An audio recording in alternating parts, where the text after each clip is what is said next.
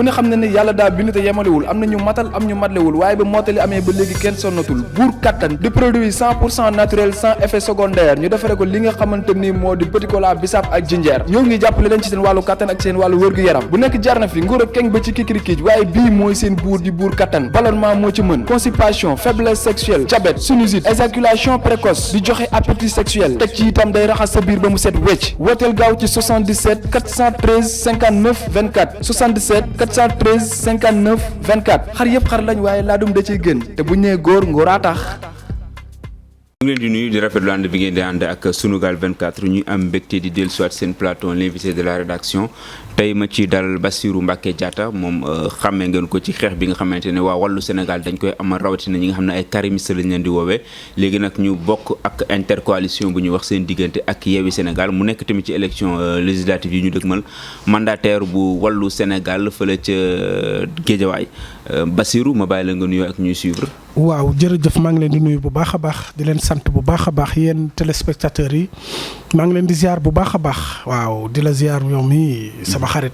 waaw man maa ngi doon xaar nga ñëw indaale casserole ak bool ak yooyu raj-raj googu noonu. mu ngi ci suuf ci oto bi laa ko bàyyi parce que bugguma benn yoon ñaar lii raw ma damay klaxonné damay tàccu bool yaa ngi ci biir oto bi. marmite yaa ngi ci biir oto bi ci suuf ma gaare. kon yëpp nga bëgg a defandoo. yëpp je ne sais pas sama gars yi ñu ngi ci suuf di ma xaar. mais ñi naan tapage nocturne ak yooyu noonu. loolu dañuy caaxaan c'est du théâtre lañ bëgg a def ñooñu dina tapage nocturne. ñun nañ wax lu leen neex na doon tapage nocturne tey Sénégal kenn warut a nelaw à partir de 8h jusqu'à 8h30 dëkk bi yëpp dafa war a jax 8h10 lañ wax nag 8h10 lañ wax. non xam nga ñu dañuy génn ci mbedd bi. balaa ñu yegg ci suñu kër moo tax ma wax ko dañuy taxaw ci mbedd bi tàcc ko ba mu saf sabar ngeen ko le temps que ñuy ñibbi si xanaa 8h30 di ngeen ñu ko may. dañoo ñaanut sax war. ñaanuñu. xalaatoo leen yoon dugg ci comme ñi nga wax affaire tapage nocturne nag am ay arrestation yu si am ñoo xam ne dañ doon perturber wala yu ni mel. yoon na ci dugg ñu sóoroo leen ko yoon yàgg na cee dugg ñun on se donne ñun fi mu ne nii dañoo joxe suñu bopp pour Sénégal yoon amul Sénégal amatul la loi. mais li nga wax c'est grave yoon amatul Sénégal. amul ko ko incarné yoon amatul du sommet au plus petit yoon amatul en passant par la cour constitutionnelle ay nit lañ fi nekkaluñu fi askan wi. waaw moo bëggee dégg dëgg kon boog boo ma fi waxee waxu yoon da nga ma bëgg a tooñ rek mais ñun xoolatuñu yoon la tubaab bi ne. mais pourtant bu ngeen amee lu leen métti yoon ngeen di dem boole ji kon bu ngeen wëlbati ko ne yoon amul dafay xaw a paradoxe. ñun gëj nañoo boole ji yoon. parce que xonq yoon ngay dem boole ji. parce que recours yëpp yoon la. mais recours yooyu c'est juste que politique la xam nga on joue le jeu lañ naan politique moom da ngay jouer mais ñun wax dëgg yàlla bu ñu demee recours sax dañoo xam ni qu'on n'aura pas gain de cause. waaw mais li ngay wax ni bëri na ñoo xamante ne dañ ne jamono Abdoulaye Wade ni la demee woon. non mais tu sais que mooy seen leader yéen. absolument mooy suñu leader ba tey la comparaison ne vient pas à point nommé. parce que du ngeen gêné bu ñu comparé loolu. non on ne se gêne pas Abdoulaye Wade def na fi lu kenn deful def na fi ba def. du ngeen mal placé pour wax ci mbirum yoon yéen. Abdoulaye Wade dafa def ba defar Macky Sall. xanaa loolu d'accord nga kook man Abdoulaye Wade dafa def ci Sénégal def fi ay nit ressources humaines yi mu fi créé moo ëpp lépp lu ñu war a def te Abdoulaye Wade nit la kuy déglu kilifa ku am kilifa tey déglu kilifa Abdoulaye Wade tey sëñ Mountakha yàlla na fi yàgg te wër bu ko woon ne ko defal nii mu def ko mais ki fi ne tey dafa gumba tëx lu amul ñàkk na kilifa xamul fa muy waxee xamul fa muy doxee lu ko neex def ci Sénégal léegi nag puisque moom noonu la indi Sénégal ñun nii la ñuy waxee ak moom nii la ñuy comporter ak moom ñu on est déboussolé ñun dañoo sës fi mu ne nii xam nañ ni que tôt ou tard ils vont nous cueillir pour nous amener en prison on est vacciné on est préparé à ça gis nga askan am na fu muy toll nii lay mel lii lay créer. amuloo leen si ragal. amatuñu luñ ci ragal amatuñu luñ ci jamono ji ngay wax ni Bassirou maire Guédiawaye mi ngi ci kaso bi. waaw député Déthié Fall mandataire coalition Yewwi Askan Wi. mi ngi ci kaso bi Mame Diarra Fam bokk ak yéen seen parti. waaw mi ngi ci kaso bi. loolu lépp jamono ji naka nga gisee seen interpellation ak denc bi ñu leen denc. xam nga la tubaab bi ne face à un régime dictateur la révolte s'impose et devient une loi présentement tudd nga Ahmed Aïdara dara mettiw leen lu dul da leen a labali da leen a gañe mu dëkk Guédiawaye gañe frère président de la République ça devient le président ci boppam nga gañe kàngam yi fi nekk yëpp ay DG ay député ay ministre mu boole ñëpp gagné mënuñoo wanaasu loolu mu metti leen ñu ne dañuy def marche au niveau du Sénégal ñu arrêté Ahmed Aïdara à 15 kilomètres du lieu où s'organise la marche. Guédiawaye ba place de l'Obélisque bu tuutee ba tuuti 15 kilomètres la ñu arrêté ko fii il sortait de celui pour aller au bureau pour aller au travail ñu arrêté ko dañ ko yàgg a préparé Ahmed Aïdara bu ñuy préparé adjoint au maire yi ca lañ ko njëkk a commencé faagaagal mënuñu ci moom dara ñu def fi bruit bu mag loolu jàll seen pexe continuer xam nga lu ñu bëgg yóbbu ko délégation spéciale mais nag foofu la ñuy gisee nag Géejawaay nag beneen bi Mame Diarra Fam xanaa léegi Sénégal kenn amul droit seeti kenn toi tu es un ami tey su ma neexoon ñëw sa kër seet si la il vient de chez lui pour aller chez Barthélémy Diaz pour régler ay problème ñu interpeller ko dans la rue xooluñu ci jigéen la xooluñu ci nit le citoyen buy doxi soxla. jamono jooju tamit waroon naa seeti waate koo xam ne policier takk der ñëpp a ngi ci buntu. lu tax ñuy toog ci buntam. est-ce que doon provocation. xam nga loolu kañ la xam nga loolu kañ la fi jeex état de siège ak résidence surveillée xam nga kañ la fi jeex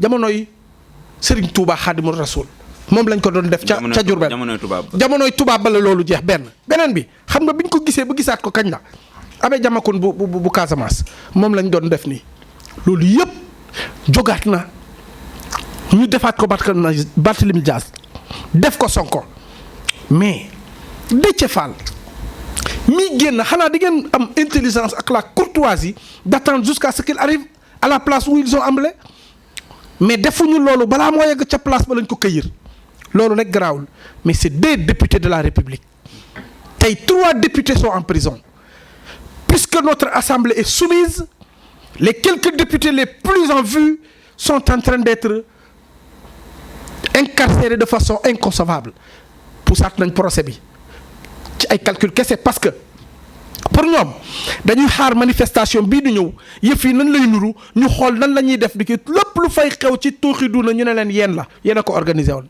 ay tappale la gis nga la justice là doit respecter les Sénégalais ñun suñuy bànqaasu réew nërmeelu nañ bu ñu demee ba un député sañatoo dox sa mbalaanu kiiraay léegi amatul dindi dañuy jékki-jékki rek génn amatul flagrant délit ça devient un délit le président de la République il oublie que lui il peut être poursuivi de la sorte il l'oublie et c'est dangereux c'est grave suñu république fu ñu jëm moom nañ koy waxante nii ñëpp di ko dégg ça risque de tourner très mal. encore ça risque de tourner très mal mais li ñu gis ni dafay mel ni rapport de force bi ngeen di woote yéen a ngi néew doole parce que ñu bëri ci yéen ñi ngi ci kaso bi. waaw ñi des ci biti jàpp nañ date ñi ngi woote concert casserole yooyu yëpp ñu ngi koy wax mais dafa mel ni daal rapport de force bi ngeen doon woote nag jamono ji doole gi ngeen waroon a am mi ngi xaw a néew na. rapport de force bi tey la gën a wulee ñaay parce que. mais wulee ñaay te ñu ngi leen tëj te c'est normal da war dawul jafe-jafe amul. loolu moo ci ñun loolu lañ ci bëgg parce que tey ñu ñuy tëj l'opinion internationale est avisée comprend que ce gars Macky Sall n'est pas un démocrate. Faut tourner ci askan wi faut tourner ci au niveau international ils sont en train de parler de la situation du Sénégal plus de 250 personnes sont en prison pour la seule volonté du président Macky Sall loolu communication weesu ko beneen bi boo gisee Guédiawaye Ahmed Aïdara la ñuy tudd mais yeneen 14 personnes ña nga ca. jàppale nañ leen plus de 17 personnes au présentement ña nga ca ay officiers même d'état civil yu war a signer seen i kayit ñu tee ñëw nañu tout simplement au niveau du tribunal pour laaj lan moo fi xew ñu ne lan moo fi xew dugal mais loolu lu mu doon est-ce que ça respecte vraiment la dignité humaine ñu jël la dugal la ci kaso bi des personnes yi nga xam ne dañoo wàcc seen place di liggéey ñu téye leen dugal leen ci kaso bi léegi j'ai une collègue mu ne dama fekk ko mu ne seen benn rakk dafa jóge village ñëw 22 ans la am dafa wàcc liggéey di ñëw moom miinul Dakar te defu fi ay 6 mois defagu ko téye nañ ko dugal nañ ko ci kaso bi loolu lañ doon wax lan la ñuy def ma ne leen lu ñuy def Macky Sall la ngi noonu Macky Sall lu ñuy def du lenn lu dul jàmmarloog moom pour mu comprendre que le Sénégal lui appartient. yéen Guédiawaye ñu jàpp seen maire waa Casamance sax ñoo tax ñoom gis nañ ne ba ñu manifester ba am ku ñàkk ba kenam coow am après le lendemain ñaxtu woon nañu yëngal nañ mais Guédiawaye ñoom dañoo jàpp seen maire mel ni jàpp ñu kenn. xanaa gisoo ñu. surprise générale yow li nga ñu gisul mooy c'est que Guédiawaye dafa mel ni un lion qui dort xalu ndéef la. non yéen a ngi nelaw non waaw kay. yéen ñu jàpp seen maire ngeen toog jàpp ne. dafa mel ni ki dañuy nelaw mais nelawuñu on s'organise pour dire non à Macky Sall xam nga ñun dañoo am kilifa pour ñun étape par étape la mais seetaanuñu suñu maire ba pare keroog boo ñëwoon ca tribunal ba di nga xam ne ki seetaanuñu ko te duñ ko seetaan parce que tout simplement injustice la lu ce qu'il est en train de subir. Il n'est pas le seul les autres maires c'est comme ça dont Sonko Macky Sall dem na bay bañ léegi kuy julli ji juma xanaa loolu nag ngeen di ngeen ci wax nag yi waa Sénégal xanaa kilifa diine yi dinañ ci wax julli ji juma ñu ne doo julli ji juma sa njaboot du génn dem marché sax c'est des problèmes waaye yéen ci ban république lañ nekk ba pare nit ñëpp ne tekk affaire bi waxta doon affaire u Géejawaay ñun ñii ñëpp muy journaliste muy keneen war nga cee boole parce que injustice moom injustice la. mais est-ce que wañ ñu bañawul ca mbanjaxaan ba maanaam marche bu ñu aaye. ñu xam ne ñii buñ génnee ñooy indi fitna moo tax ñu tënkee la noonu. parce que xam nañ ne Barthélémy Dias ak Ousmane Sonko buñ génnee ay la yéwén nit ñi nañ leen topp attroupement am jafe-jafe am donc nga ne naa leen ndar képp balaa ñoo yegg foofu. du foofu nga war a xoolee c'est pas une stratégie. dama ne la leen tax a génn nga war a xool lu leen génnee du loolu ngay xool la leen tax a génn ngay xool la leen tax a génn du keneen ko dul Macky Sall Macky Sall fii la toogoon di woote lu gën a pire lii Macky Sall dafa nekkoon Sénégal di woote ba mu wootee l'armée yéen waa armée ñëw leen ak ñun dem na ba mu ne joxor bi maître Abdoulaye Wade ni ko palais bii dinañ la ca déloger yeggaguñ ci de Barthélémy Dias mii ngay wax nii il fait partie di ñëpp fal Macky Sall fàtte na ko léegi ay transhumants la soxla ay nit yi daaneel Abdoulaye Wade ñoo nekk ci wetam waaye la lay fàtt doo ko gis pare na ci mim réew dama ne Sonko mii ngay wax nii ba nga tudd Casamance dafa xew loolu la ñu njëkk a déplorer Casamance bu ñuy wax ci Casamance nit ñi dañoo war a xippi seen i bët di ñu déglu bu baax Casamance est une zone sensible Casamance les gens sont fatigués may ma foofu rek nañ fi ay rebelles ah. maa ngi ñëw les gens sont fatigués en Casamance plus de 30 ans de conflit 35 ans xoolal ñun dañoo dëkk Casamance nos parents étaient malmenés ñu leen di jëlee Casamance di leen indi on les appelait les détenus de la Casamance les détenus de la Casamance terme péjoratif yemuñu ca dañuy dem ba ñu ne le conflit de la Casamance alors que c'est un conflit du Sénégal en Casamance ñu leen di téye di tëj ñii ñu leen di rey seeni parents ba léegi kenn gisu leen les Casamançais se sentent lésés ils vont jusqu'à penser que être un Casamançais on te stigmatise. wolof ñu dem ba loolu commencé dañ ci ñun. xam nga tey lan moo ñëw Macky Sall moo suqalaat loolu. tey boo demee Casamance boo leen woowee téléphone kenn kontaanul soo defee le tour du Sénégal ay lacrymogène lañ leen di sànni Casamance ñenn ñi nee nañu ay bal réel lañ leen di dóor moor yi fa la ñuy am saa yu amee manifestation moor am fa lu waral loolu dañu ko war a jàngaat te Sénégal xoolaat leen seen bopp beneen bi nee nañu ay rebelle ñooy jóge Casamance di ñëw fii dem nañ ba ñu ne Ousmane Kabiling Diatta est un rebelle. Et il est venu pour ñang patiti patata dugg na fii génn na fii nañu bàyyi caaxaan baaxul ils sont partis jusqu'à dire qu'ils sont venus avec mais heureusement que on a écouté certains est-ce que xam nga wax jooju tegaat nañ ko ci suuf. parce que waxu rebelle boobu ñu doon wax. non enquête baa ngi ci ah. mais da ngaa dégg ñu dégg coow bi ci procureur bi génnee wax théâtre am boobu ba tey da nga cee déggaat ñu wax c'est un problème sensible ba pare. Les partisans de Benno, ils insultent les Casacés. Ils assimilent la Casamance à Sonko. Sonko n'est pas la Casamance, malgré que c'est un digne fils. ci wolof. dama ne. waa Benno nañu bàyyi di saaga waa Casamance. parce que benn su ngeen bëggee wax ak Sonko wax leen ak Sonko mais Sonko du Casamance Casamance du Sonko. Sonko def nañ dispatching boobu. déedéet defuñu ko parce que bu ñuy dem yàgg nañ koy def te mosoo dégg Macky Sall artu leen. am na ñoo xam ne ils sont révolus sur le plan politique ñoom Cissé ba tey yàgg nañoo ne toutes les personnes qui sont sorties c'est des rebelles assimiler tous nos parents à des rebelles kenn waxut yëf yi di progresser ñu ne dañuy jóge fële di ñëw ba fii insulter suñu armée nationale insulter suñu gendarmerie insulter suñu police parce que bu ay rebelles di traverser Casamance di yegg si ba fii dugg ba Ndakaaru jàppewu ñu leen Kaarang jàppewu ñu leen Kër Ayib jàppewu ñu leen fenn fu du ñu ñëw ba Grand Yoff ñu jàppaleen fa non service de renseignement fu ñu nekk ana suñu armée ana suñu lépp c'est une insulte ba pare kaay ma wax la guerre de la Casamance là ça a tué nos parents suñu parents yi dañ leen a malmené dañ leen a toroxal déglu ma bu baax li ma lay wax nii bu ko kenn fooyee bu ñu bëggee nag yëf yi bu lee ñaay nañu continuer dans cette lancée c'est pas bien ba pare nag Sonko ñu ngi yee ci Casamance à travers Sonko lu doy waar les femmes du bois sacré debout ñoom ñëpp soo demee dans le Brouf dans le Fogny dans le Kassa de Gouloumbou à Diogué ils sont tous debout pour dire non parce que finalement dañoo dem ba comprendre que yëf yi nag c'est du Ndoko Bandoum te ce qui est dangereux. mais Bassirou nag république lañ nekk bu ñu duggee si Ndoko Bandoum ça devient dangereux. moo tax c'est dangereux cette question là parce que boo cité ñoo ñëpp ñu bëgg see dugg te république lañ nekk nag. moo tax xamewul waaso. moo tax c'est dangereux ce qui s'est en train de se passer au Sénégal dama ne problème mu waaso koo ci laal mu gis boppam problème mu religion koo ci laal mu gis boppam problème mu bëgg-bëgg koo ci laal mu gis boppam dañoo ils sont en train de réveiller une vipère qui dormait en nous. suñu parents yi dañ leen doon dóor ba ñu sedd dama bëgg nga déglu mu baax li may wax nii suñuy parents ñun dañ leen di dóor ba ñu sedd guy militaire moo leen di dóor ba ñu sedd guy Casamance ñu ñibbi rebelles yi ñëw dóor leen ba ñu sedd guy ñu ñibbi xam nga nu mu demee si les rebelles ne te tapent pas à mort on dit que toi tu es du côté des militaires si les militaires sortent ils te tapent à mort si tu échappes aux militaires tu n'échappes pas aux rebelles. C'est une situation difficile. Ce que je dis là, je l'ai vu, je l'ai vécu. J'ai vécu tous les problèmes. La xewoon Front Nord. Lorsque mon frère, quelque part, comme Moungé Diatta était chef du Front Nord, je les connaissais. Dama leen di gis. Je peux te citer Magne, Abuja, Caracas, Jordan, Diassoua. Tous ces gens-là, du lu may làkkantu lu ma gis la. C'est des gens qui étaient là.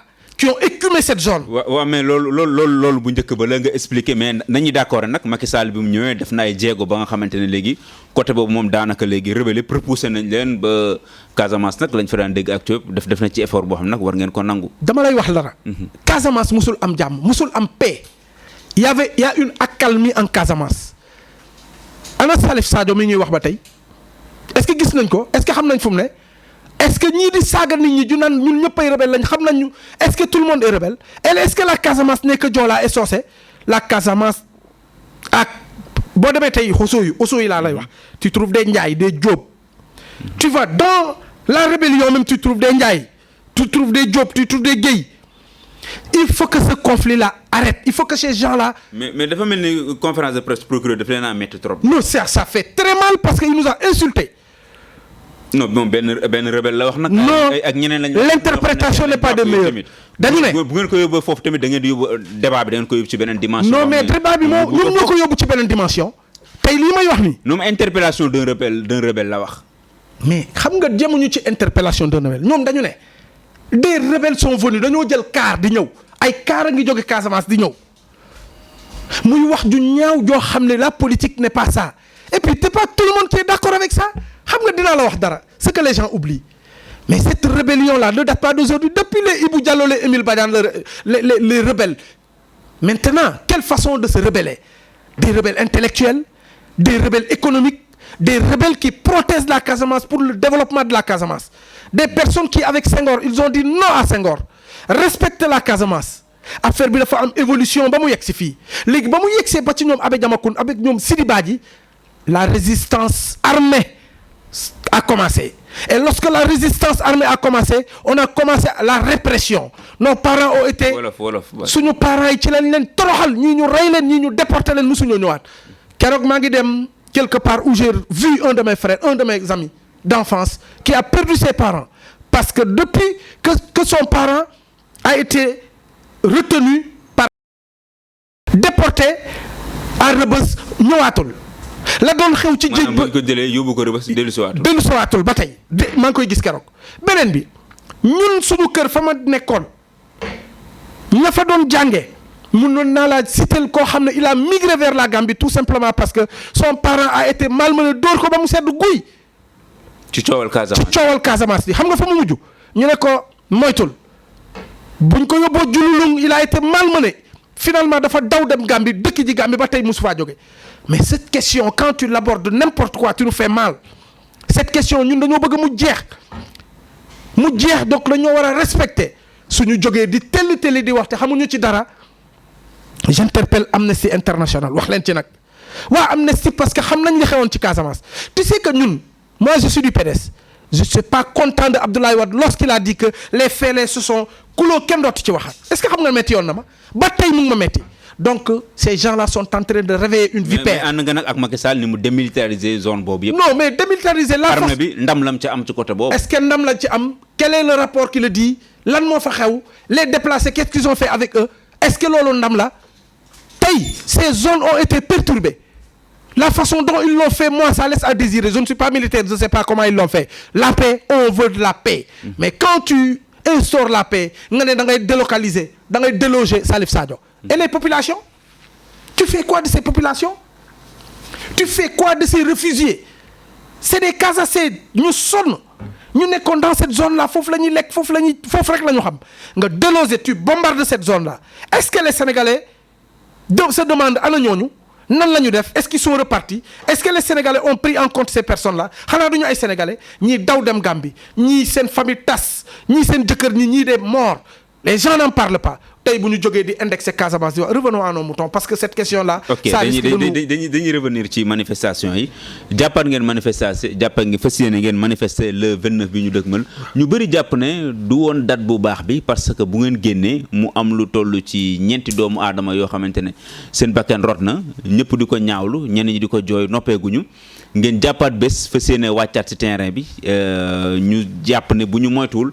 ay bakkan dina rotati te jamono ji soxlawuñu ko ndax jamono la ñu waroon mën a jàppaat manifestation. mais bañ a jàppaat manifestation te duñ ko wàcc li ñu commencé nii duñ ko wàcc de ñun xam nañ ni ñun sursis lañ. ragaloo ñu jàppale bii. non du tout xam nga lu ma ragal. nit ñi may seetaan. wala samay mbokk. je me suis engagé pour le Sénégal. ñun dañoo gëm Sénégal. c'est du patriotisme te caaxaanuñu ko waxuma waxu politique du waxi politique. gis nga Macky Sall ñun ba ñu nekk PDS suñu mag la woon lépp luñ ko doon def ci lu dul yoon on disait que c'est pas normal te moom yàggut sax bañ ko defee en un temps record kenn gisaatu ko on a dit non kon tey ñun bu ñu màggee on n'a pas bénéficié d'arrêté ni de décret. Est-ce que yaa ngi may dégg on n'a pas bénéficié ni de décret ni d'arrêté et pourtant on est là on n'a pas transhumé. lekkuñu naanuñu kon boog lu ñuy wax dañ ko gëm man boog personnellement man je suis une personne à conviction puusuma paasuma te dëgg laa bëgg xanaa xamoo Macky Sall tey buñ ko wàccee léegi bëgguma ko laal Marème Faye Sall xam nga pourquoi pour deux raisons jëkkëram mooy président de la République malgré que moom ses responsabilités sont limitées beneen bi ñun Sénégal ay mbokk lañ séeréer bi ak joolaa bi benn lañ buñ ko xamul Sénégal benn lan ñun ñu xam ko jël Sénégal téye ko ba pare Suzanne Camara lu la neex waxal saagal menacé de mort Farba Ngom jëlal xaalis bu bëri dugal sa kër kenn du la laal kenn du la jege loolu mooy Sénégal. Ousmane Dembourou Sow. ci marche bi laa doon ñëw loolu dinañ ci ñëw mooy dérapage verbal yi nga xamante ne ñu ngi koy gis marche bi ma jàpp ne ndax jamono ji waroon nañ koo def parce que tamit. warul woon seet benn stratégie. mais comme tëgg casserole yeeg yooyu yëpp yéen a ngi koy def. marche bi ngeen mais marche bi am na lu ko jiitu loolu ngay tudd ni. tey bu soobee yàlla tey concert bi ñëpp man seen terrasse bi sax est-ce que duñ fi commencer di demee. déet ñun. fépp la ñuy concert. da ngay dem ci wetu mairie ba foofu. képp kuy sénégalais dañuy concert fii lañ koy tàmbalee amuñu sens interdit xanaa yéen du ngeen sénégalais les sénégalais sont fatigués yéen mu ngeen sonn sax seen waa kër yi sonn nañ bàyyi leen seen déontologie bii ngeen jël teg ko ci kaw loolu amu fi Sénégal moo sonn tey dañuy concert bu amul fenn étudiants yi commencé nañ ko au niveau international commencé nañ ko te nag duñ ca yem tey de chaque jour nag suñu xëyee rek buñ ko soobee rek dañuy concert beneen bi mooy marche bii ñu jëm nii bu ñu ko interdire dinañ gis Sénégal lu doy waar suñ ko accordé te respecté wuñu dinañ gis Sénégal lu doy waar parce que nag dafa jot nag ñun ñu répondre Macky Sall li bu doon def Abdoulaye Wade gis nga nit ki loo ji rek ngay góob te ñun ñii di wax butéel la mu def rek la saaj bi xeeñ. ndax tiitoo leen tey bi ngeen xëyee gis journée yi ñu ne Macky Sall dalal na au grade yi nga xam ne ñëpp ñoom ñoo yor kaaraange réew mi.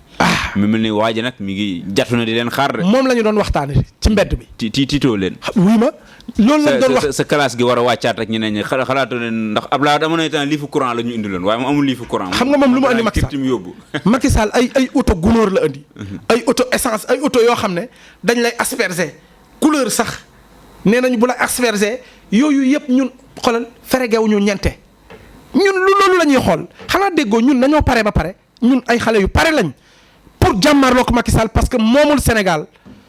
Les gens se fâchent contre nous dañ la naan wàññi leen tension bi booy atte ñaari nit ñuy xeex kan ngay atte ku yore yat bi ak ku yor loxo yi neen koy atte borom yat ba ngay téye ne nangu yat ba ne ko tegal mais Macky Sall ñun suñu kaddu lañ yor Macky Sall il réprime ay lacrymogènes yu bees tàq ñoo ngi koy noyyi boobu ba léegi ay oto yi foo tourné demal ci keroog ci Ahmed Aïdara bu ñu koy déporté dañu toog balaa ñu ko déporté arsenal la ñu indi xoolal oto yu bari ñëw gaare ay nit yu ñuul ñaaw sol tenue ñëw taxaw biñ ko doon yóbbu soo fekkee da ngay defee ne camp militaire dañ fa indi fi ay ngal nit mais feregewuñu ñeente seen biir la ñuy taxaw wax la ñuy wax def la ñuy def c'est parce que c'est la détermination te nii may waxee nii askan wépp nekk seen kër s'ils avaient l'occasion de faire ce que je suis ils vont le faire c'est pas pour rien que nous on veut une alternance générationnelle gis nga lenn rek laay regretter gis nga mag yi nag loolu dama koy wax te dee mag ñi bu ñu puusoon tuuti bàyyi ñun ñu nekk ay député ñun ñu nekk ay responsable dans ce pays là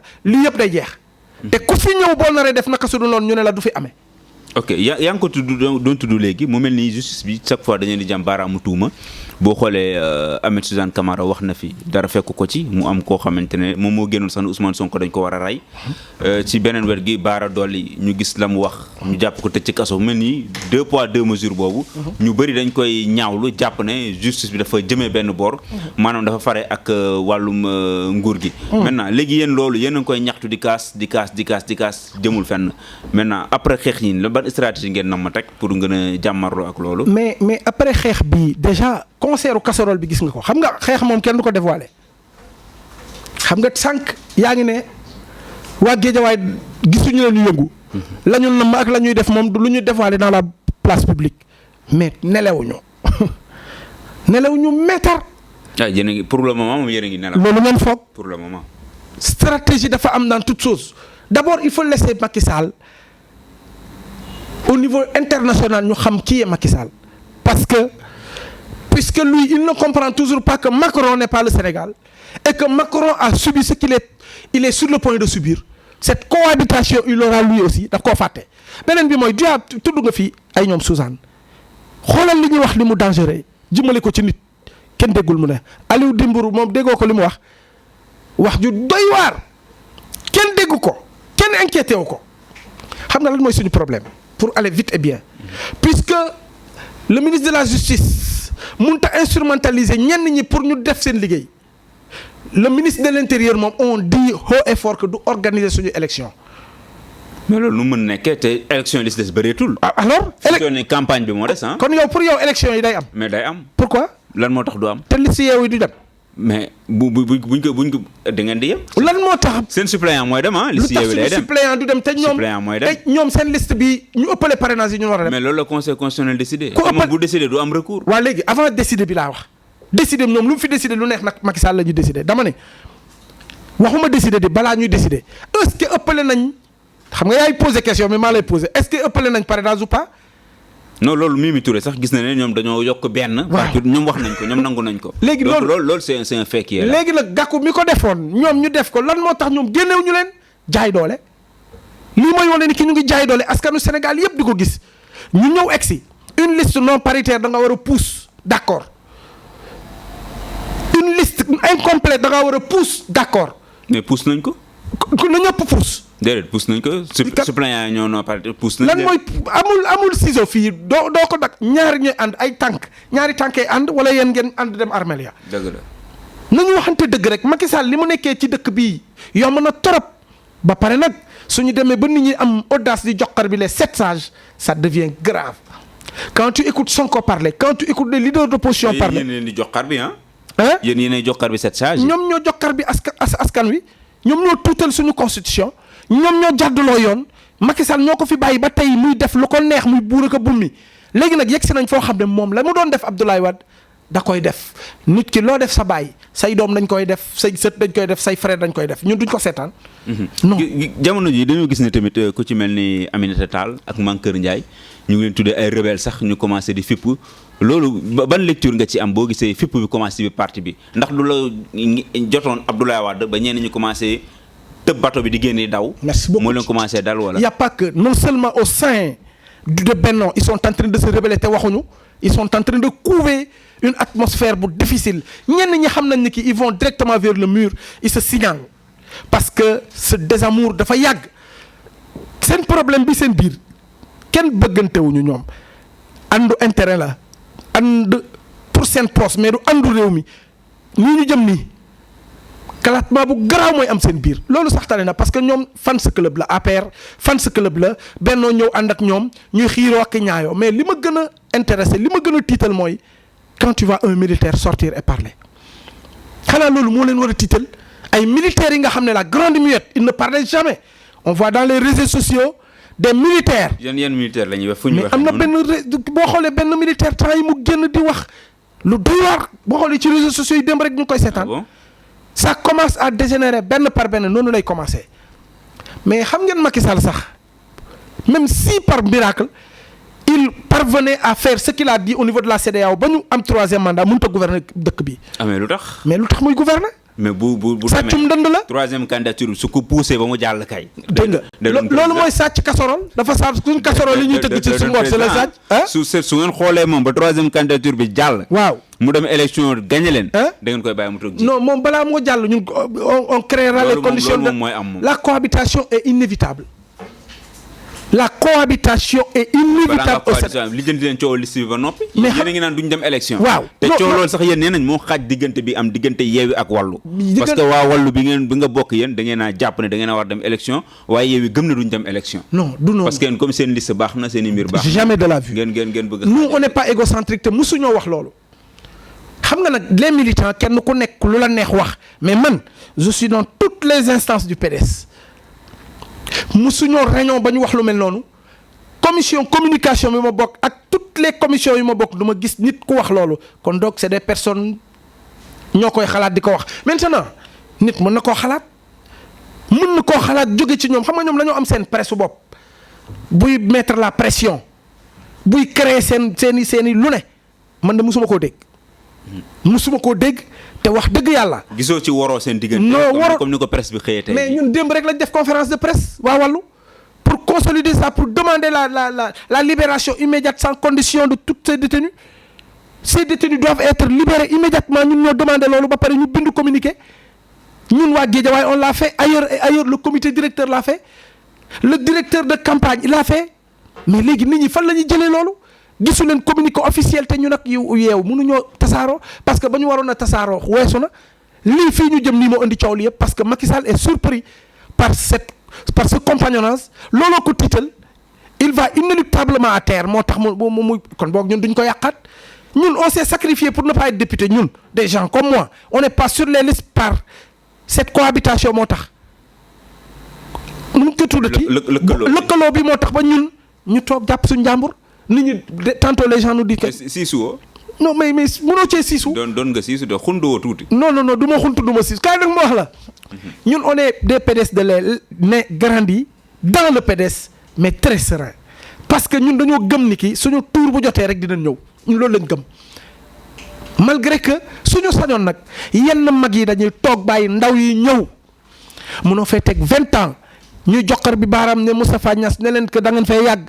ñoom ñu ñëw toogaat fi c'est pas intéressant il faut revoir cette façon de faire la politique. mais loolu da nga koy wax Yewwi tamit am nañ ay mag seen biir ñoom ñëpp bokk nañ ci wekk Wallu ñëpp am nañ je le dis pour tout le monde muy Yewwi muy Wallu muy Benno xanaa déggoo ma Yewwi Benno Wallu ñoom ñëpp laa koy waxal il faut favoriser la jeune génération ñu mosut a dugg ñun ñoo bokk fa ñu jàngee on est plus communautaire que ces grands là dàq ñu dara ëpp lu ñu fit tamit mat naa bàyyi cim réew kenn dàq ko waaye dañu ne ñun ñoo leen gunge ba ñu yegsi fii ci ñoom lañ nampatee ba ñu tekki ba ñu mën nañu nangu nag ni ki ñii nag yegsi nañ loolu mooy dëgg on va continuer à sa bakañ ñu nañuy continuer di leen tàccul di leen gunge ñu ne ñu partir sur le terrain bu cooki amee da nga leen di gis am na benn grand sax bu naan ana xale yi mbaa ñu ngi yëngal da ngay waaru ko waxaw ma kan la nag waxuma la loolu dama ne moom lañ gis vidéo mi circulé xale yi commencé nañ waaw mais non tu sais mais gis nga il faut apprendre nag à céder la place à la jeune génération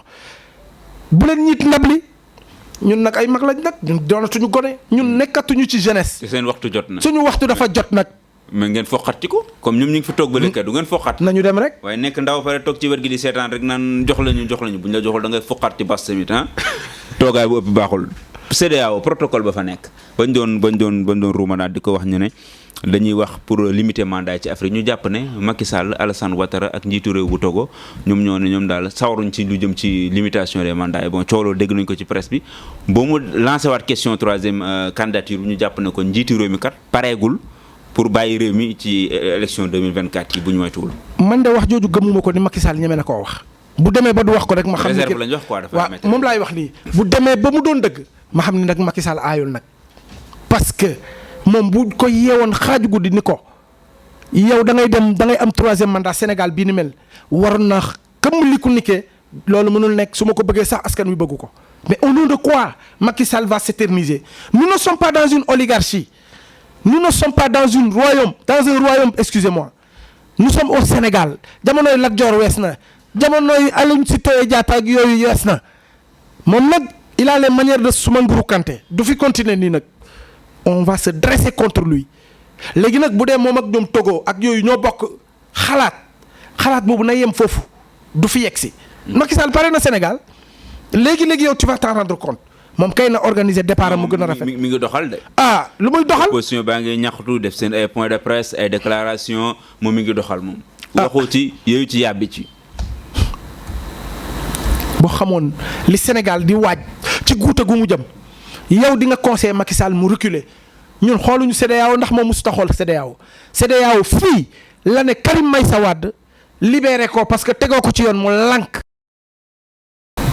le groupe de contact des Nations Unies fii la ko ne joxal Karim Wade ndampaayam mu lànk charte yëpp yoo xam ne Sénégal ratifié na ko mosu koo respecté. kon boog tey bu ñu waxee CEDEAO ba ñu wax ci Macky Sall. muy keneen ak keneen mosu koo respecté kon boog lépp lu ñuy wax puisque moom mosu leen a respecté na CEDEAO xaatim ak moom lu mu bëgg il va nous trouver au Sénégal. ani Karim Meïssa Wade il est là il est en train de s'affairer autour de ces. non Bassirou Tine bàyyi li ngay wax waaye. boo ne il est là tamit. mais il est là. yow koy ñaawal. mais Karim Wade yow mi ko wax sax yaa ngi reetaan sa bopp. parce que boo ma nee Karim il est là. mais Karim démb rek yow yaa ngi reetaan sa bopp reetaan na la pare nga continuer. démb rek hier rek. Karim Wade yónni nañ délégation Kaolack avant-hier rek ñun ñu def fi rassemblement bu doy waar ci permanence ba Karim Wade woo ñu def leen nii yéen a waaru rek. moom mi ngi dirigé par WhatsApp ba léegi ay vocal mais oui il nous appelle ay messages. il ne fait pas de son propre gré il a été exilé ngeen seetaan ko yéen ñii ñëpp na ko seetaante ñu ngi gis Karim Wade bi ñu koy toroxal fii loolu moom duma ci tàyyi Karim Wade bi ñu ko doon toroxal gaa yaa ngoog. gaa yaa ngoog ñii 25 dignitaires la ñu ciblé woon. professeur Aliou Ndao moo nekk noonu. ana Madické Niang ana Samuel Sarr ana Farba Senghor ana Omar Sarr ana Tata Aïda Diong ana Abdoulaye Baldé Thierno Sy ana ñii ñëpp ana ñu gisati nga leen. ñenn ñi bu ñu ñamee prison ba ñu génnee da nga leen gisati jamais gisatoo leen ña fi doon bind di wax les spécialistes les mercenaires de la plume ku mel ni Latif Coulibaly da nga koo gisam kenn déggatu ko. ministre la bu nekkee ministre. taxul mu bën a républicain muy wax gisoo leen nga xam ne Macky Sall lii mu def Karim Wade ba mu exilé ko tegu ko ci yoon te bu soobee yàlla il va revenir en force maintenant askanu Sénégal moo seetaanoon ñoom ñëpp ñu fi nekk tey l'opposition dañoo seetaanoon mu fagaagal ko ba mu exilé ko mu pare ca ñëw ci Khalifa Sall fagaagal ko ba exilé ko ñun sax ba mu commencé ci Khalifa Sall chaque jour ñu ñëw ñun les karimistes on venait nous du PDS on venait pour le soutenir mais ñoom ils étaient de l'autre côté Sonko il était de l'autre côté tey nag ils ont compris lorsque eux ils sont en train d'être mal nous on est là xooluñu ci dara moo tax quand la case de Birima brûle il faut venir surtout quand c'est Ali Baba qui brûle. ñëpp ci war a dugal seen loxo élection yi ndax d'accord nga ci ñu war ñu reporter ko. loolu moom man d'accorduma ci report élection. parce que loolu laay wax moo tax ma ne leen foofu la di féewloo seen diggante. parce que bu ngeen ne élection du fi am ba pare ne d'accord ñu reporter élection. On veut qu'on respecte le calendrier républicain ñun.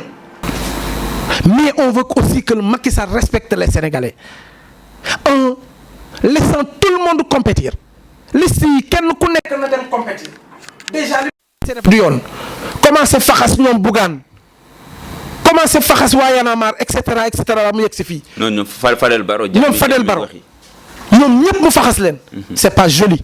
na ñëpp compétir ku mën sa mënoon duma lan lay ragal man daal musuma gis ku ragale ni Macky Sall yow tu as l'armée de l'air l'armée de terre tu as la marine yow tu as les institutions tu as la police tu as les juges tu as les sept sages ba pare ngay ragal lay ragal nañ dem compétition ku mën sa morom duma du sénégalais ñooy wote nañu dem la ko jaaxal lenn dong la andu wàllu ak Yewwi moo ko xanjaam. est-ce que jëmuñu droit dans le mur ci benn impasse jamono yi ñu toll nii. impasse la. parce que soo gisee ñii taxaw ne élection bi du am sans wàllu sans Yewwi ñii taxaw ne déedéet dañuy élection bi dañ ko reporté gis nañ waa société civile ñii ne déedéet dañuy dem élection quoi qu'il arrive est-ce que jëmuñ ci impasse. c'est là le rôle du président de la République foofu la ñuy xamee matu Macky Sall parce que bu matoon dëgg fii guute gii ñu jëm moom moo waroon a jóg mais déggoo Macky Sall bu waxee rek dañ ko waxloo. te du waxee fii du wax moom moo ko organisé ah. mais moom moo ko organisé c'est lui qui organise ces élections là te ñi fi teg ñu organisé te ñi mu teg pour ñu organiser fi élections yi bu soobee yàlla duñu élection Antoine Diome moom day dem il va démissionner. loolu Macky lay neex de. non di Macky lay neex bu ko bëggee Macky moo ko tabb. fii ñu jëm nii démissionner lay def fii ñu jëm nii Sénégal fu bu jëm nii. yaakaar nga ko. gis nga Sénat waa Sénat ñii nga xam ne paa yi toog nañ fi boobu ba léegi seen mandat yi jeex ñu toog fi ils vont bouger. ci coow loolu lañ jëm Sénégal ñaari nit moomuñu ko ñetti nit moomuñu ko il faut que il faut que le Sénégal bouge dama la wax ni toogal nga seetaan. ok Bassirou ma bàyyi la nga def sa mot de la fin la nga xam naa yéen ngi wàcc casserole yeeg yooyu yëngu. waaw loolu moom dëgg la moom man fi mu ne nii nee naa la suñu oto bi ci suuf casserole yaa ngi ci biir parce que ñun 8 heures fu mu ñu fekk. foofu la ñuy commencé bu ngeen ma fi téye ba 8 heures jot nag di ngeen ma mere ndax fii laay concert bi fii lay commencé. kay boo ko fi tëggee rek moom. fii lay commencé dañ lay ñaar nga génn ba ci fële nga tëggee ko yéen ay sénégalais. ay sénégalais lañ. waaye yéen luy seen problème gars yi concert bi na ko ñëpp concert bu ngeen nit ñi bi bu ngeen mënut a concert yéen ay patron ngeen dugg leen seen oto yi di klaxonné. waaw na Sénégal yëpp xam ni que on n'est pas content te du ñu yem tey étudiants yi commencé nañ ko ñoom 18 heures la ñuy commencé naa jax déjà.